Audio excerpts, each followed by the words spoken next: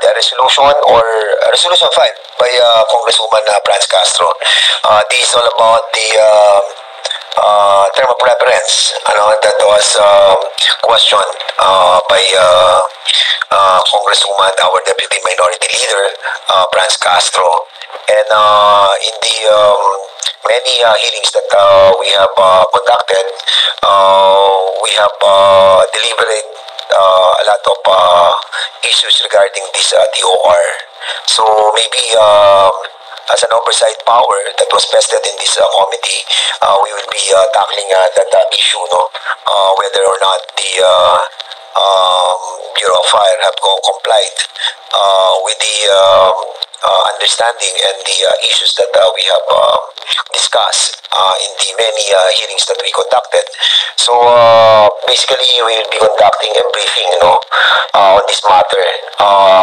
Per se, hindi pa po ito yung regular hearing because there are time element that we have to consider. Technically, we cannot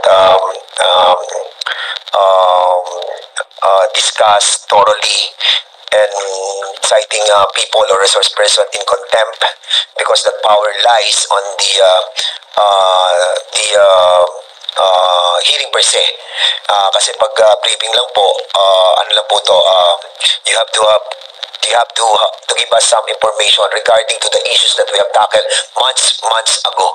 Ang tagal na po natin pinag-usapan to, and there are complaints that was lodged on the office of this committee regarding sa non-compliance of the Bureau of Fire on the different requests of the members regarding the DOR. But of course, that is a request that hindi naman po siya mandatory for the compliance of the Bureau. But of course, since we're about to craft a legislative measure on this matter, so it is imperative for us to find out what happened during and after the bidding process that was conducted by the Bureau of Fire.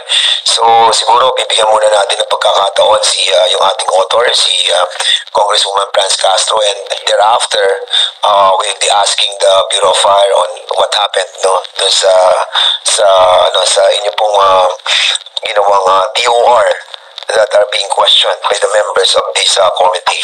But for the meantime, we have invited yung ating pong sa Bureau of Custom and si Richard Rebong, which we have invited, ay meron pong excuse letter regarding he's being transferred sa ibang division.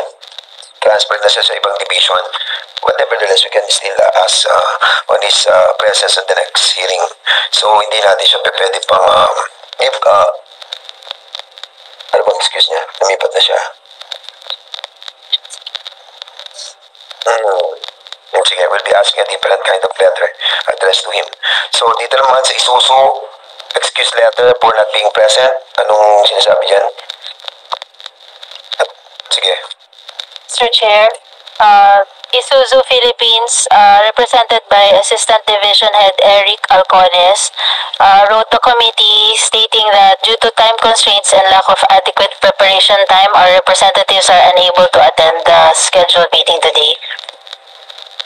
Thank you so much, Comsec. Ito naman isa certificate of confinement. Sino na-confine? Sino?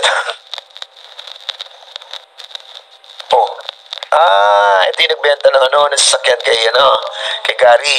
Ito ba yun? Meron ka na yung certificate of confinement.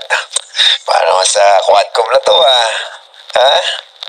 So, what's the reason why, dito ba ang Kura? Yung Kura?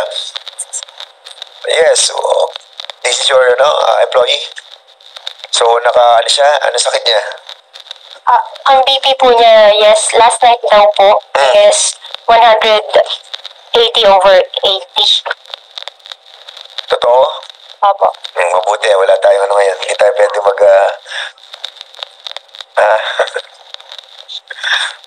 Anyway, sige, we'll be giving him a chance, no?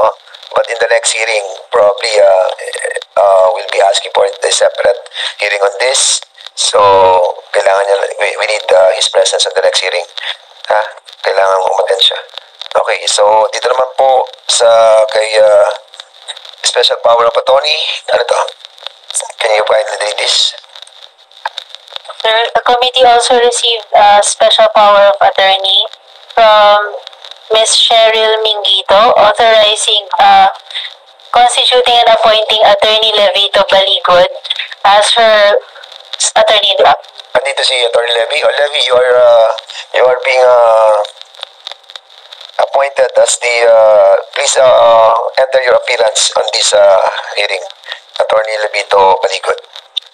Can you kindly enter your appearance because you are being constituted and appointed and given the special power of attorney. So you can speak. Sige. Please enter your appearance as the as a representative of Kura. Pero di ba si Cheryl lang Mingito? You are Cheryl Mingito, right?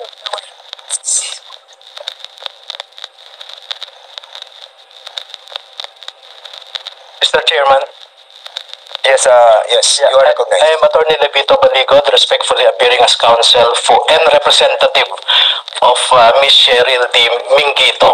And who is Cheryl Mingito? Who is Cheryl Mingito? She is an account officer in the F. Cura Industries. And we ask for her presence, Cheryl Mingito. Yeah. The only reason why she is not here, Your Honor, is because she has to attend a public bidding in City of Manila, and all the documents are under her name, so she has to be present there. Okay, we will be asking the presence of Cheryl Mingito in the next hearing next week. So tell her to be present in the next hearing, and we'll be converting this briefing into a regular hearing in next week para maging formalize po tayo. For the meantime, this is only a briefing. Okay? So the power of everything, wala po tayo, Congresswoman Franz Castro. Maliwanag po, no? And that's the reason why wala naman po tayo masyadong members ngayon. Sabi ko, umuwi na kayo. At meron pa tayong quadcom tomorrow. Anyway, sige. So we'll be asking Congresswoman Franz Castro para lang mabalik yung mga issues that we have tackled in the last so many hearings. You are now recognized, Ma'am Franz. Thank you, Mr. Chair. Magandang hapon po sa ating mga resource persons na narito ngayon from the BFP at iba't iba pong mga agency na narito at mga companies. So, para maibalik lang po natin yung dahilan kung bakit po tayo nagkaroon ng House Resolution as regards to the yung pong mga pinapatupad na terms of reference, yung mga bidding process, procurement ng mga fire trucks na naging source of yung source ng controversy nga po yung term of reference na naging anti-competition, di ba? Parang kumbaga may mga monopoly, parang alleged na mga monopoly na ng isang company yung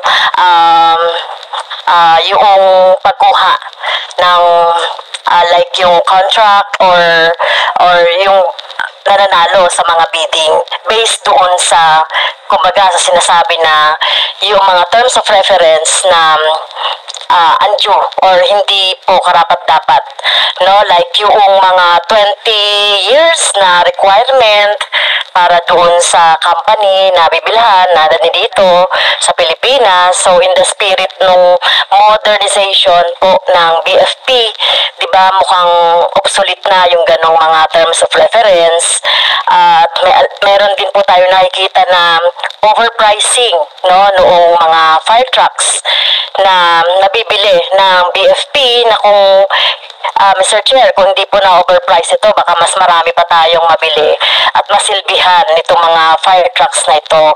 At gusto natin with this, inquiry, house inquiry, we would come up with a reasonable mga terms of reference, and at the same time sasagot po doon sa modernization, and at the same time po mabago natin yung mga legislative measures like yung sa 9184 yung tungkol sa procurement and other related laws, Mr. Chair. I appreciate the chair for scheduling this hearing for briefing, kasi medyo matagal-tagal na rin after nung budget hearing na nagkaroon tayo ng tanungan about dun sa budget ng BFP at ngayon tingnan natin ano ba yung nangyari after that, Mr. Chair, ano na ang ginawang improvement ng BFP. Ang dinig ko, Mr. Chair, parang walang nabago. Kung totoo ba yun, kailangan marinig po natin yung side ng BFP at ayun, makita natin, come up with a win-win solution, at saka makapag-amend tayo doon sa law na gusto nating i-amend. Thank you, Mr. Chair. Okay, thank you so much, Madam Franz Castro. Siguro unahin natin ang Bureau of Fire para ma-update tayo on what happened on the procurement of those fire trucks by the Bureau, and ilan na po yung na-procure natin, magkano yung ginamit nating pondo, and what are the parameters that was set up on the bidding process of that procurement. So tell us everything. No, you are recognized, Superintendent Jesus Fernandez. Thank you. By the way, Mr. Chair, an inquiry, asan po si Superintendent Purakan po? For the indulgence of the chair, Thank you, Director Purakan will be retiring tomorrow, and he has his Thanksgiving today. So, although he expressed his willingness to attend here, sir, siguro he must have to attend the Thanksgiving, the retirement honors that the Bureau of Fire Protection has prepared for him this afternoon at 4 o'clock, Your Honor. Okay, that is reasonable. Sige, go ahead. You are now recognized. To the Honorable Chair of this committee, Honorable Danis Fernandez, the Deputy Minority Leader, Honorable Franz L. Castro, and the other members of this committee, the resource person, other guests present here, my co-workers in the government from the Bureau of Fire Protection, good afternoon. Since we have been attending this meeting, we have amended the terms of reference of the Bureau of Fire Protection, focusing more on the equipment procured rather than the eligibility of the bidder. If we have to look back what we have transpired during the previous hearing, it is the recommendation of this honorable committee to open the competitiveness of the bidder. So we have opened the eligibility requirements for the bidder, whether it be he's a manufacturer or a supplier of fire truck. We have removed the number of years experience, and any new bidder can always participate in the bidding process of the Bureau of Fire Protection. As a special purpose vehicle, the fire truck is the lifeblood or our equipment to respond to any emergencies, and we have to make it sure that it has the technical specification that would respond to an emergency that has the capability of saving lives and property, so that we focus more on the clear technical specification of the equipment rather than the eligibility requirement of the bidder. We have amended our technical specifications since we appear in this honorable committee, and all the recommendations made by this honorable committee has been integrated in the new terms of reference, which we have been furnishing this honorable committee from our previous appearances in this meeting. For record, Your Honor, due to the successful bidding that we have conducted in the Bureau of Fire Protection, it was up the capability of the Bureau of Fire Protection for 2022 alone. We have about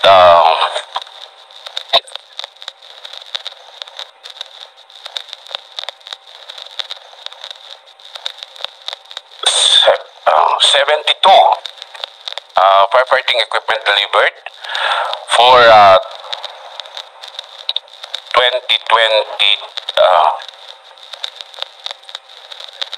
For 2022 and 2023, we have 72 units delivered. For 2024, we have successfully bidded out 48 fire trucks, which was part of the 2023 budget of the Bureau of Fire Protection. And those on pipeline today, this remaining bidding process, we have received an additional of 1 billion from the congressional insertion in change in appropriation of about 70 units. We have already successfully bidded it out, and we have a pending 2.8 billion procurement due to the directive of the President to have all the municipalities without fire truck to be the recipient of this recently released 2.8 billion, Your Honor. Okay? Yes. So yung 2.8 billion mo, pending? Yes, Your Honor, because the DBM has just released last September, and in the procurement process, we have to observe the provisions of the procurement law starting from market study to the other requirements as provided for under the procurement law, Your Honor. Okay.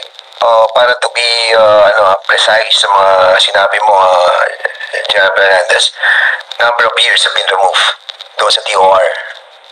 On the eligibility of the bidder, Your Honor, we have already removed that. The eligibility of the bidder. Yes, Your Honor. But on the equipment to be procured, we must to make it sure that the equipment must have the experience, because what we are looking into is the after sales of the equipment to be procured, Your Honor. So the eligibility of the bidder under the TOR was already removed. But for the equipments, dun sa 15 years, hindi pa rin siya nawawala. Yes, Your Honor, because we must to make it sure that the availability of spare parts in the market are within those years. Because if we have to look at the market, the BFP must have a readily available spare parts in the market. And on the market study we have those number of years so that there is a steady supply of the spare parts to be used in times of repair of the fire trucks, Your Honor. Mr. Chair, yung kasi isa rin po sa question na Before you proceed, the Chair would like to acknowledge the presence of Congressman Chairman Abante. Go ahead. Mr. Chair, yung equipments na 15 years. So yung eligibility ng bidder na 20 years in the market or in the business, no? Tinanggal na natin yon. So we open to more bidders po yung ating ito lang, Mr. Chair, yung question natin dun sa equipments. Although we value the quality, we value po yung sinasabi ni Superintendent Fernandez on the availability of the parts. So hindi po ba parang nagiging I mean, parang naglilimit po tayo, no, noong mga parts, I mean, yung equipments na kailangan natin na 15 years. Kung meron pong mas mahusay-husay na darating na mga equipments, kahit na hindi siya 15 years na narito, pero maganda naman yung kanyang quality. So, how would you balance that, Superintendent Fernandez? So, yun naman po, kasi, di ba, kailangan i-balance din natin po yung modernization, no? As part of that, itong mga binibili nating mga equipments. Yun po, Mr. Chair, at ito ba, Mr. Chair, yung mga sa bidding mo natin, buong truck na po ba yan with the equipments or parts pa rin po na paano po ba yung bidding dyan, Mr. Chair? Anong binago natin doon sa dati? What we require for the delivery is the fire truck per se, Your Honor. It's not a piecemeal requirement for the Bureau of Fire Protection, Your Honor, to deliver the fire truck. It's a complete set of fire truck. Yes, Your Honor, that it can be used for suppression. We have to look at the market of the fire truck, Your Honor. Manufacturers of fire truck is truck of records. So we must have to look at the truck of records so that the performance of the equipment to be used can be rely on, Your Honor. This equipment are special purpose vehicle, Your Honor, and we rely on this vehicle for our responses. So tracking the record of the manufacturer will give us assurance of a response that can save lives and properties, Your Honor. If we do not require such requirement, we don't have the track of record of the manufacturing company or the equipment itself in the market, Your Honor. And of course, as we have already been Okay, Congressman Bahante. Local ba yung contractors nyo? under the requirement of Republic Act 9184, only Filipinos or 60% owned by Filipinos can participate in a public bidding, Your Honor. So we require that the bidder must be a Filipino-owned company or 60% of it is owned by a Filipino, but the law allows joint venture agreement with other manufacturers, Your Honor. Okay, before you proceed, siguro we need to ask also those mga involved, no, dito sa naging kasi as I remember it right, no, we during the hearing months ago, we requested for the momentarily suspension of the bidding process. Yon, nasa sa inyo naman yon, but of course natuloy pa rin, and still parang nagkaroon pa rin ng mga problems dito sa mga local manufacturers and mga sumasali doon sa inyong pong procurement process. So basically they have a lot of questions, no, with regard to the issues surrounding the bidding process, and it is incumbent upon us to investigate this matter precisely on the resolution that was filed by Congresswoman Franz Castro. With this, I wanted to hear, the chair would like to hear the voices of these people who wanted to say something. Siguro meron ba kayong kanya-kanya or isa-isa? I remember this woman. Ito yung pinakamaingay sa lahat. Ano pangalan nito? Si Wilma. Wilma Lanzuela. Sige, you are recognized. Thank you, Mr. Chair. Ganito po yun.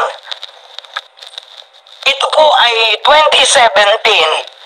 Ang dami yung sumasali para maintindihan mo ng lahat na issue to.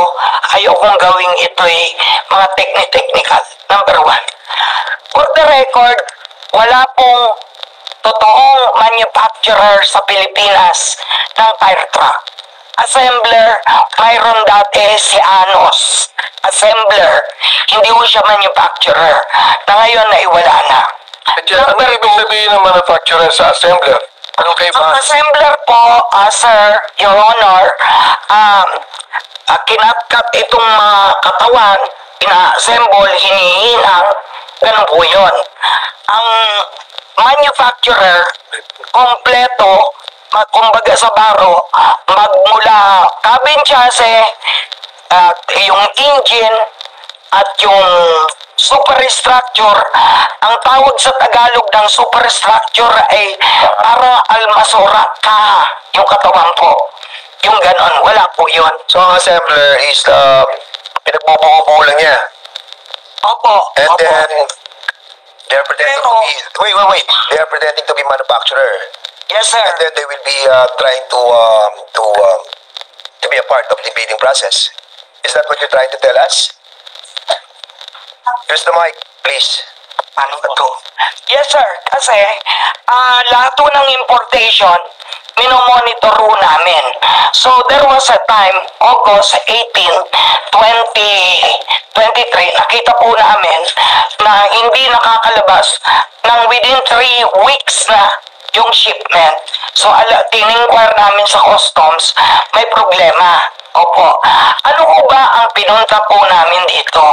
Ang pinunta po namin, ang tanong lang po namin, nung from Marlo Rojas, 2017, 16, ay naging Duterte time. Tapos Mr. Chair, bago mapatuloy si Miss Wilma, Yes. gusto ko lang malaman yung ibig sabihin ng importation. Ibig sabihin, yung mga part trucks nyo, ini-import nyo. lahat po, lahat Lahat ini-import nyo. kami po, opo. Ang iba po, opo. Saan nyo po nyo ini-import? Kami po, ang mga may factory na European such as MAN, katay up niya na sa China ang Sinotrack. That was 2014 po, sir. O yung Lahat, assembler, imported din yung kanilang mga ina-assemble, the parts. yes, sir, kasi po, bibili nila yung cabin chassis. Kung gusto nilang lagyan dito ng katawan, na dito na igawa, almasora. Kaya ang alam ko, ang imported lamang Okay, dyan, this Mr. one. Chair, yung makina. Makina Diba? at Yung makina, saka yung braking system siguro. Di ba? Pero yung pinakakatawan ng part truck, local na yan. Tama? Hindi po, sir, eh. Ay, hindi pa rin local. Maski po yung kasalukuyang kampiyon at itong mga kasamahan ko na hindi lang kami ang nagque-question. Alam po nila yan. Kaya po nung nakita ko sa period that prompted me, eto po, ano yung sabihin manufacturer? Kay Subic, kay Pier 15, malapit sa Coast Guard, namin to nakita. Kay Subic, Pier 15, La Union, Batangas, pareho po yan. Are you accusing somebody of trying to assemble everything and then they will be joining the procurement process? Sir, wala pong violation. Yung maski assembler or kwan, sumali. Ang ina-addressan ko lang po, yung sasabing manufacturer na hindi naman po totoo. Sino yun? Yung manufacturer na sinasabi mo? Eh yung ini-insist ng Bureau of Fire na manufacturer na hindi. Ito po ang rason ko, bakit po ako nandito? Ito lang po ang gusto kong ipaliwanag. Nandito ako sapagkat noong May 12, 2021,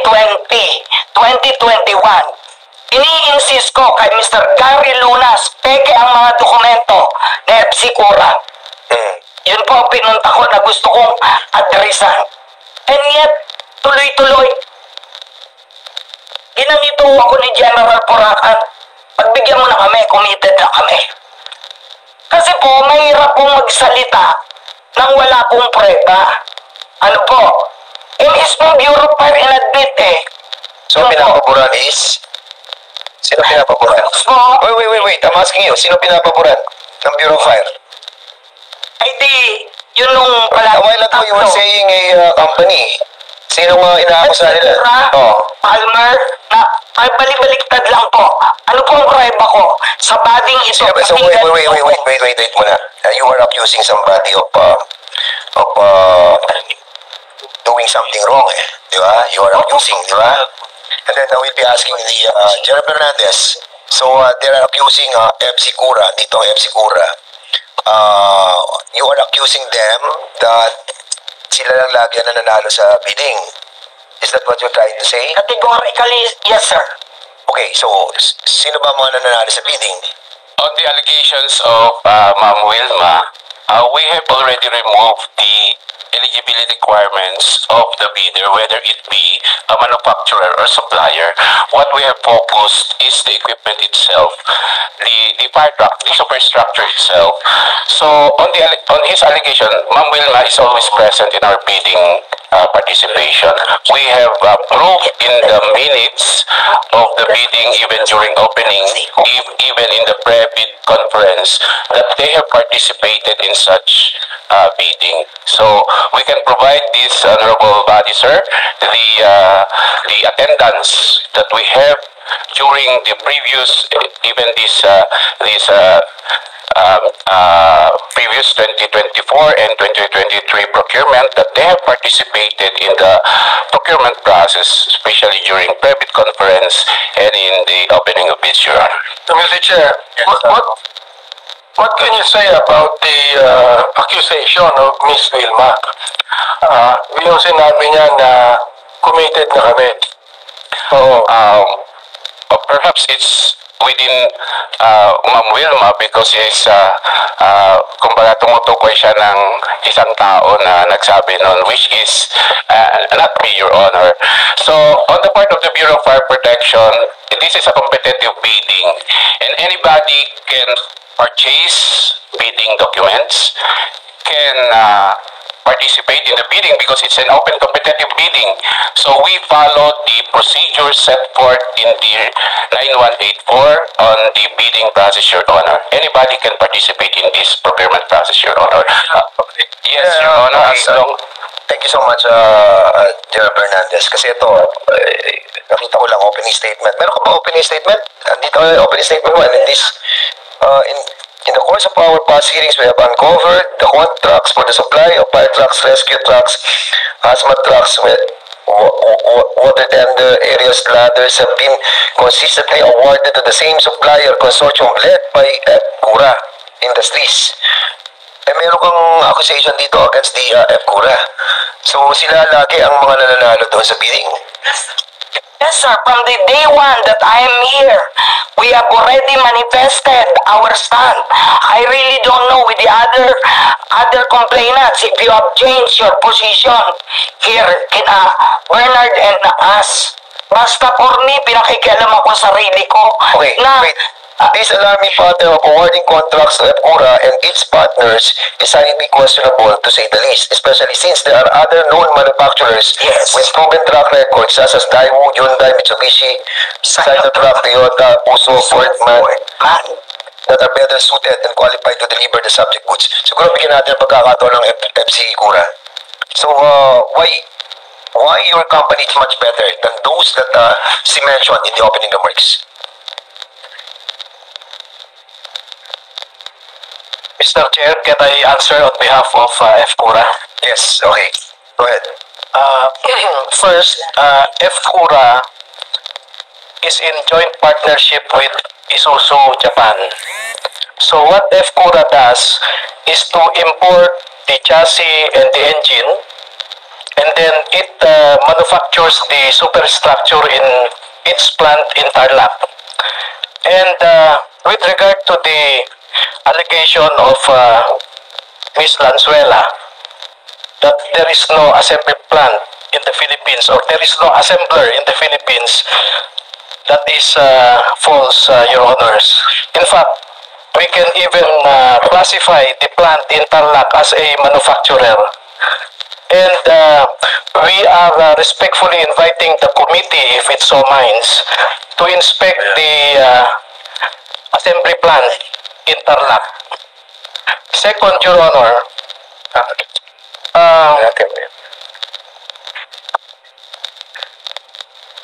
we take exception to the allegation of Ms. Lanzuela that FCURA is submitting fake documents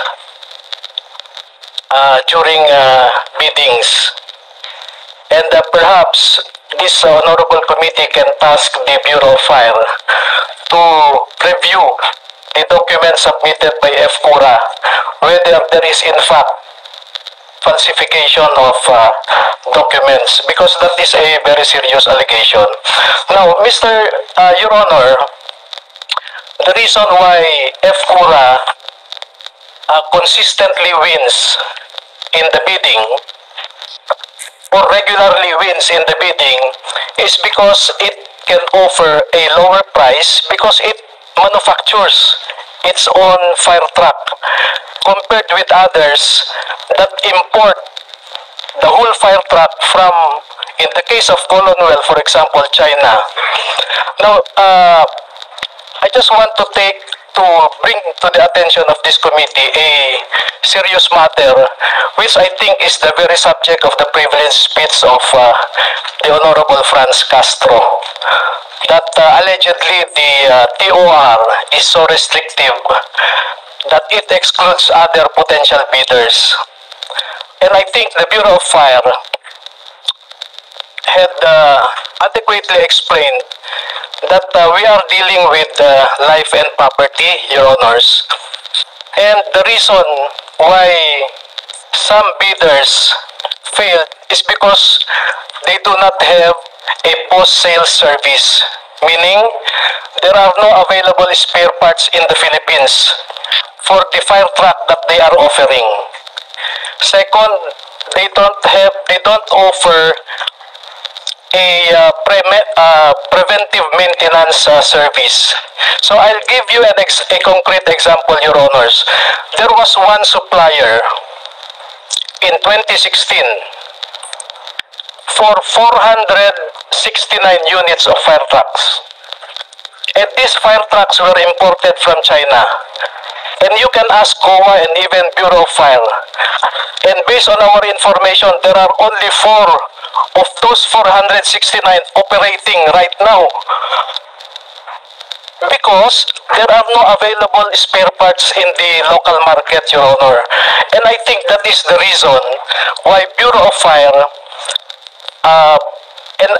crafted a TOR of that nature because it wants to disqualify fly-by-night suppliers, and it wants to disqualify bidders that cannot offer post-sale service. All right. Okay. Congresswoman Franz Castro, you want to reply? Yes, Sige, Mr. go Chair. ahead. During our last meeting po, napag-usapan na natin about yung mga repair at saka yung mag-offer ng mga sinasabi ninyong mga parts and equipments. Kasama pa ba yon sa terms of reference, Mr. Chair? Kasi parang ang sinasabi niyo sa terms of reference, dapat ba yung mga supplier magtayo sila per region, per places ng mga gagawa ng mga fire trucks? May kasama pa rin po ba yun doon sa inyong terms of reference po? No, kasi Mr. Chair, ang fire trucks po hindi yan katulad ng mga sasakyan na laging yung laging everyday yan. Ang fire trucks ay hindi naman parating ginagamit yan. So hindi ba sufficient na meron talagang mga nagre-repair, ng mga regional or whatever na magre-repair, not necessarily na magtatayo ka per region, per province ng mga Okay, Superintendent Bernardes, you can reply. Yes, Your Honor, we require the bidder to have a service center in each region. We have to take note, Your Honor, that the fire truck composes of the cabin chassis, which is the engine and the chassis itself, the pump, and the superstructure, or the mechanism that would combine the power of the engine to have the pump works, Your Honor. So we require the expertise of this regional service center to have the capability of to repair the pump, the engine, and the superstructure or troubleshoot. Because, Your Honor, the fire station is paradoxically located in all municipalities and cities. And we have to also to take caution on the expense of the government if they would bring the fire truck away from the regional centers, Your Honor. So it would be costly on us, the Bureau of Fire Protection. So we require... Mr. Chair, may I cut our superintendent? Kasi kung meron namang warranty yan for 10 years, 15 years, hindi ba pwedeng merong ano tawag natin doon, mga technician that could service yung mga fire truck. So not necessarily na parang additional cost, di ba, on the part of the supplier, yung mga ganon na mga requirements natin for as long as pwede po siyang magawa, no, with a certain guarantee or warranty ba ang tawag doon. Hindi ba pwede yung ganon po as superintendent, Mr. Chair? The crafting of the technical specification of the fire truck, specifying the service centers, Your Honor, is part of the performance audit of the COA in 2016 as it's been expounded, Your Honor. It is a clear recommendation of the COA to have service centers of this fire truck in its region to have a clear technical specification so that the requirement of the end user would be what we expect to be delivered by the winning bidder, Your Honor. So we draw all the technical specification based on the preference audit of the COA in 2016, auditing all the procured fire trucks of the Bureau of Fire Protection that uses the Special Accounting General Fund, Your Honor. We have several fire... Requirement ba, Mr. Chair, per region ang service center or per province? Per region, Your Honor, at least per region. So we have only 17 regions, Your Honor. So we have 1,400 fire station across. So we make it sure that in each region there is one service center, Your Honor. Na Mr. Chair, yung kura lang nakakapag-comply nung ganong terms of reference nyo. Kasi kung ganon, di laging sila na yung mananalo. So yun yung sinasabi natin, na mapigil natin yung monopoly ba ng bidder na siya na lang yung nananalo dahil doon sa requirement. No? Kung mako-comply, kasi ang aim lang naman natin dito is walang expenses on the part of the government in terms of mga repair, kung may mga masisira na within warranty pa naman ng mga spare parts, ay yun, di ba? So, pwede na yun. And then, yun nga, ayaw natin talagang magkaroon ng additional expenses. Kasi kung lalagay nyo yun, meron bang ibang supplier that could comply with that aside from Pura? Meron po bang nakipag-bid na may ganun po? There are several suppliers, Your Honor, that can comply with the requirements of the service center, Your Honor. We must have to make it sure that FCURA is a supplier and he has partners of service centers. Ganun naman po talaga yung may mga partners siya service center that would cater. Partner na service center, not necessarily lang na fire truck lang ang siniservicean nila. Yes, ordinary cars could be service there. Yes, not necessarily na fire truck service center po. Yes, Your Honor, the Cabenchasi, but the service center must have the capability also to repair the pump, Your Honor, and the superstructure. Kasi kung Cabenchasi lang siya, generic lang yung Your Honor, yung pagka-repair niya. So in other words, makasingit lang ako dyan, para medyo, so in other words, ang FCURA lang nakaka-comply with all those requirements? Hindi naman, Your Honor, because we crafted the technical specification in a generic requirement, Your Honor. And kung titignan natin naman, Your Honor, yung totoong nangyayari sa baba, sa industry, kung titignan natin, what are the kind of trucks flying along our streets? Parang ganun lang yung ano natin, Your Honor.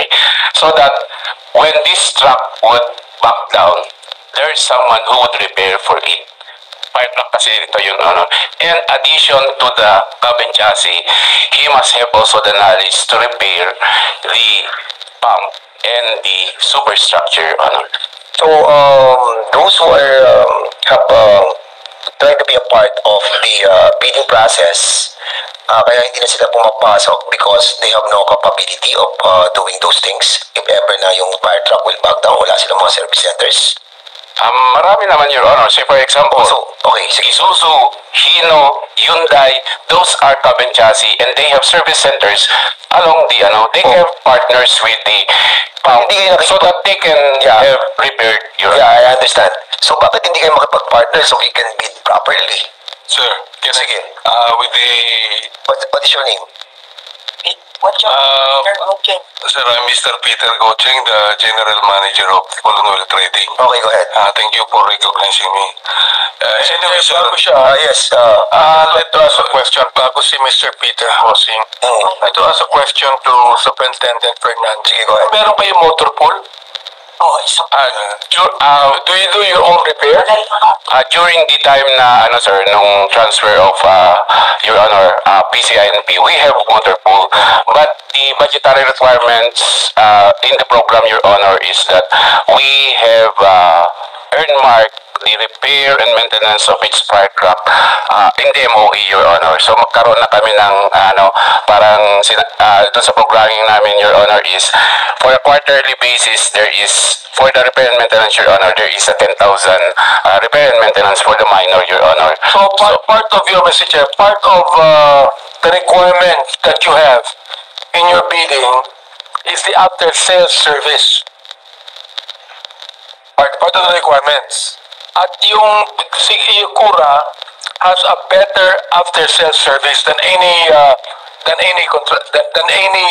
contractor or supplier. Any supplier can have that service center, Your Honor, as long as it requires. Tatanong ko kung si Kura has a better after sales service. There are other bidders, Your Honor, that have also the sales and service as have been enumerated by our. And that's the reason why I'm asking those who are trying to say something about this. Kasi nga, sinasabi ninyo, you are accusing yung FCURA na sila lagi nananalo. Now, ang binabanggit ng Bureau of Fire, because yung after sales sila, meron sila. Kayo ba meron ganun? Sige, go ahead. Mr. Peter, go. sir, maraming salamat po. Itatakil ko po one by one yung sinabi ni General Fernandez, ni Attorney Baligot. Number one, ma'am, sir, for the information of the committee, the eligibility requirements from the Bureau of Fire, nasa GPPB naman po yan eh. 4 lang yan. So we have no question. Ano yun? Business registration, mayor's permit, tax clearance, and financial statement. Wala kaming problema doon. Sa additional, sa technical requirement, yan po yung parte ng cabin chassis, truck accessories. Wala kaming problema doon. Dahil in fact, nag-submit kami nun sa committee ito, yung technical comparison. Walang pinag-iba yan, sir. Ang question namin, sir, additional requirement that the cab, engine, and chassis must have been in the Philippine market. Dati 5 years lang yan, naging 10 years. Habang tumatagal, naging 15 years, 20 years. Mamaya po, i-elaborate ko mabuti po yan, sir. In the Philippine market, sir, ang pinakamagaling na fire truck sa buong mundo, Oscos, man, nandito ba? Man cannot beat. Wala pa siyang 20 years. Pinakamagaling yan. Nandito ba? Tanong ko, General Fernandez, nandito ba? Meron nandito, donation. Alam ko yung isasagot nyo. Tama? O, sinasabi naman ni Atty. Barigot, out of 469, na dineliver na fire truck, 4 na lang daw. Ang tanong ko, Atty., are you aware that the spare parts, With the order, Mr. Chair, of Bureau of Fire is only 10,000?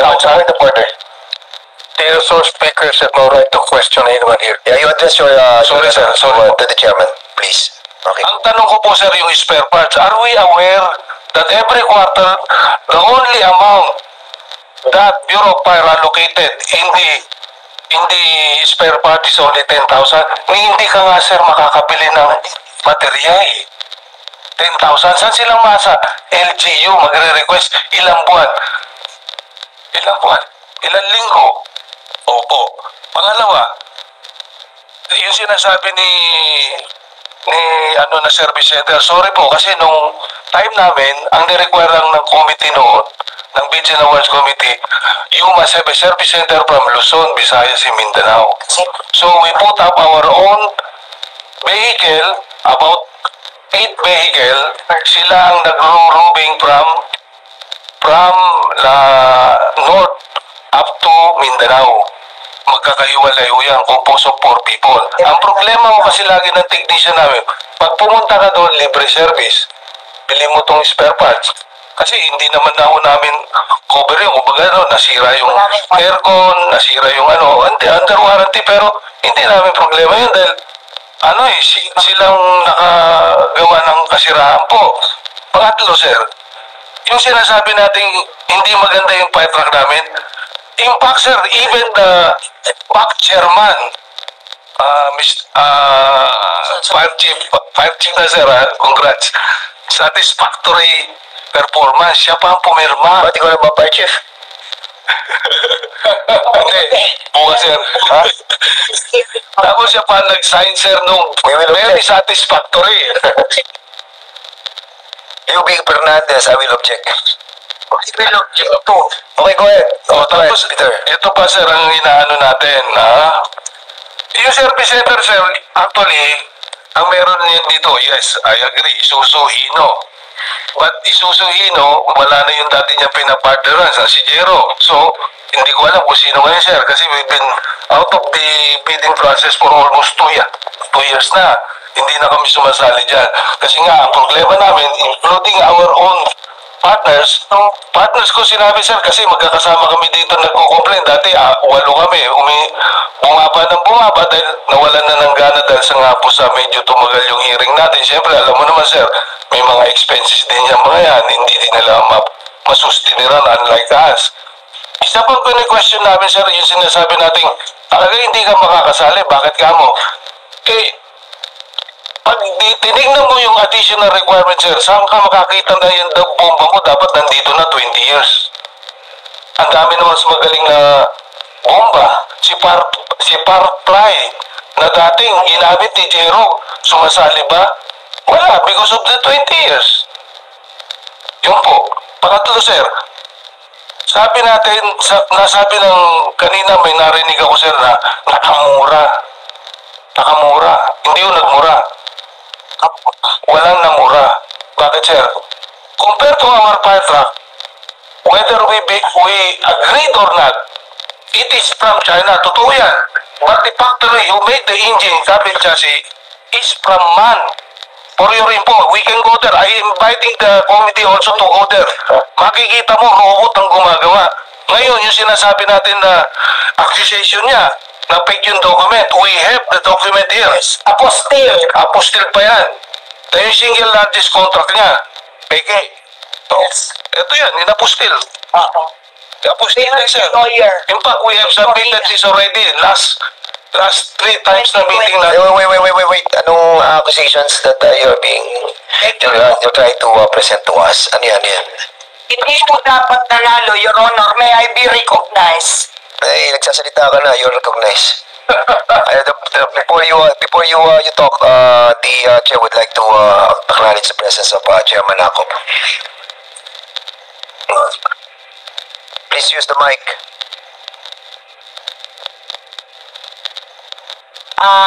Thank you, sir. Before kami magsalita ng mga ganito, it has to be founded. In order na ito ay tama, nag-hire kami ng lawyer and detective sa Korea to find out na ang kanilang counterpart peke. When aside from the car, kung naaalala niyo po, yung niregaluhan ni FC Cura ng kotse si Mr. Gary Lunas na dapat nakakontek na ganun. isa ho yun sa biggest offense. Ang isang Wait. opisyal, Point of order, There's a point of order of Congressman Ako. What is the point of order? this is not a place where we will accuse each other. If you do not have any piece of evidence, and if you have, mag-file po kayo ng kaso sa korte. Hindi dito yung pag-aawayan na nagkaso kayo, ano. Yes. Otherwise, I will declare you or move to declare you out of order. Better yet, Ms. Wilma to submit all those documents because that is already an accusation. And just give us the documents and we will be trying to study that. And please refrain from accusing anybody in this briefing. As a matter of fact, this is only a briefing, iba to an actual hearing. So submit those documents and we will try to check it out first. Okay, okay.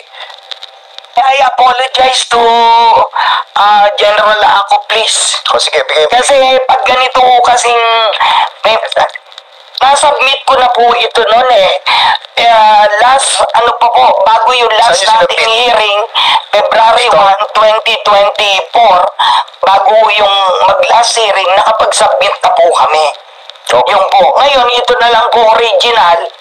Hindi ko pakakawalan to kasi ito ay naka-apostil. Kung if you have this kind of Wait. if you have this kind of accusation, why not file it in the court? Diba? I think it's sa inyo, on your part, kasi you're really fighting for this, diba? Bakit hindi natin i-file yan sa court? Diba? Mr. But Chairman, at the rate, we will try to see your document as well. Okay? Sige. Mr. Chairman, Kasi, sige, go ahead. may I Last be na. recognized? So are we trying to say na lahat kami mag-file na lang ng case sa korte at continuous ang pag-ignore ng Bureau, particularly ng TWG na nakakuha nito na, and I will quote Mr. Gary Lunas, ma'am, huwag nyo na kung anuin yan, huwag nyo na kung palakayin yan, hindi naman pero sa mga sumali, bibili ng documents. Tapos ganito lang pala ito. Number 2, sir, ako gusto ko lang sanang ma-addressan dahil ngayon maraming nasalanta ng bagyo, yung taxation ma-prevent. Yung about kay Mr. Gary Lunas in relation to doon sa kay Eric Espinosa na from Epsicura. Tagunit. Si Taginis, kasi meron siyang certificate and we will be inviting him over again in the next hearing para to shed light on the accusation, no?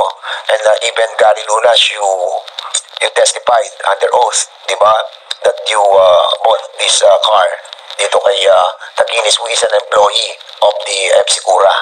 Diba? So we will be clarified on this matter on the next hearing. Okay? So basically, ilampasan muna natin to, inex na natin to, and we have invited the BOC. Sa BOC, there are queries here with regards to the undervaluation. And we have invited yung sa North Harbor, sa Subic, saka sa, I think, La Union as well, diba? San Fernando, saka sa Subic. And there are undervaluation of those being transported, no, from abroad going to these ports. So siguro anybody from BOC can answer this. Usually pumapasok to mga gantong mga equipments. Meron ba sa inyong pinasukan nung nanggaling sa Bureau of Fire? Anong port ang pumasok ang mga fire trucks natin? Mr. Chairman, may I be recognized? Yes, you are recognized. Please state your name and I'm position, please. Rizalino Setor Alba, Mr. Chairman, the District Collector of the Manila International Container Port. I just assumed my office last October 14, sir, Mr. Chairman. Yes, go ahead.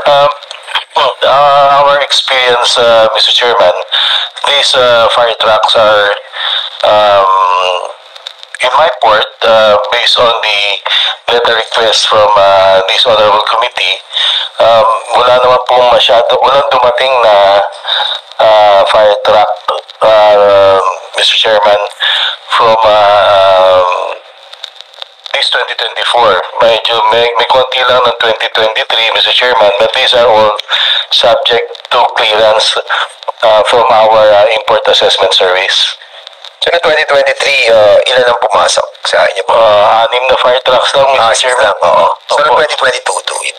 I have no records on that, Mr. Chairman. But if the committee will ask me to provide the record for 2022, I will be submitting it, Mr. Chairman. Sige, sabit na lang po sa amin mula no 20, I think 2020. 2020, Mr. Chairman. Yes, kailan po kayo nag-start ng bidding? Kasi 2019 lang ata kayo nag-start ng bidding, di ba? When you were allowed to do the bidding. Kasi nag-bidding pa kayo sa PITC eh. Yes, Your Honor. We started in 2018, Your Honor. We crafted the technical specification based on the recommendations of COA in 2016 and make the necessary market study, Your Honor, as part of Yeah, okay.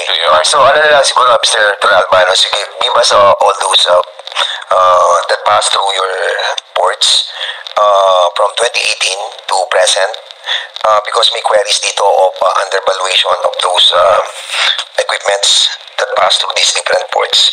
And we'll try to check it out as well. Mr. Chairman, may I be recognized? Yes, sir. Sige. May we be clarified, Mr. Chairman, is this only for the Manila International Container Port or for the whole Bureau? Well, I think all those beaded fire trucks, no? Can you kindly give Mr. Toralba all those beaded fire trucks? Part of the contract, Your Honor, is the responsibility of a contractor to do the importation, Your Honor. Oh, yeah. We don't have any record of the importation requirement. What we require from the bidder is the delivery of the equipment itself. General Fernandez, kindly give us all the details ng mga who won doon sa Yes, mga, Your Honor. sa mga beaded, Yes, Your Honor, fire trucks. we will. And then we'll give it to Mr. Toralba. Yes, Through Your Honor. the COMSEC. Yes, Mr. Chairman, we will do that. From 2018, Mr. Chairman? Yes, to the present. Yes, Para Mr. makita Chairman. po natin lahat. Then give me the winning bidder. So, Mr. Peter Gochen. Sige, go. Sir, if ever, sir, on our next hearing, kindly invite the previous director, Attorney Dino Tuason, who is well versed on those documentation. Because in fact, I don't know why he did not We appear have, today. for your information, we have invited that person already. Yes, sir. But he's not present on today's hearing. He was already removed, sir, but he knows everything about this, and including the CIA. CIIS. Yes, sir, tinanggal din nila, sir. We don't know, maybe dahil dito. No po. Sige, so we will be inviting them over as well in the next hearing. Since, Sir, can I make further clarification, Your Honor, for the submission to this Honorable Chair? Go ahead. Can we also include other procurements other than those 2018? Because